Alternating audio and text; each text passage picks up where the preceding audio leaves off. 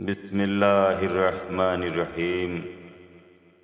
ایک مرتبہ امام حسن اور امام حسین اور عبداللہ ابن جعفر ایک ساتھ حج کو جا رہے تھے۔ راستے میں ان کا زاد راہ ختم ہو گیا، کھانے کو کچھ نہ رہا اور پینے کے لیے کچھ نہ بچا۔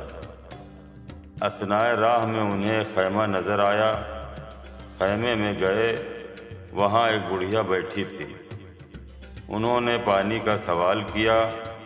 اس نے کہا، دیکھو، اگر بکری کے تھنوں میں دودھ ہو تو لے لو۔ جب دودھ سے سیراب ہو گئے تو کہا کہ اب کھانے کو بھی چاہیے۔ اس نے کہا، میرا ترکہ تو بس یہی بکری ہے، اگر اسے ذبح کر سکتے ہو تو تیار کر کے میں دے دوں گی۔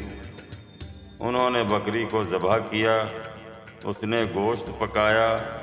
کھانے سے فراغت کے بعد جب چلنے لگے تو بڑھیا سے فرمایا کہ ہم مدینے میں رہتے ہیں، بنی ہاشم سے تعلق رکھتے ہیں، اب حج کو جا رہے ہیں، اگر ضرورت ہو تو مدینے آ جانا، ہم حج سے فراغت کے بعد واپس مدینہ پلٹ جائیں گے۔ اس بڑھیا کا شوہر گھر آیا اور دیکھا کہ بکری ختم ہو چکی ہے، تو اس نے اپنی بیوی پر جسمانی تشدد کیا۔ جب عورت کی غربت اپنی انتہا کو پہنچ گئی تو عازم مدینہ ہوئی۔ جب مدینے میں آئی تو امام حسن علیہ السلام نے دیکھ لیا۔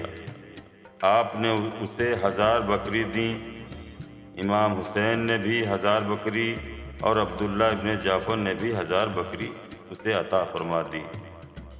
وہ ضعیفہ مالا مال ہو کر اپنے گھر واپس آ گئی۔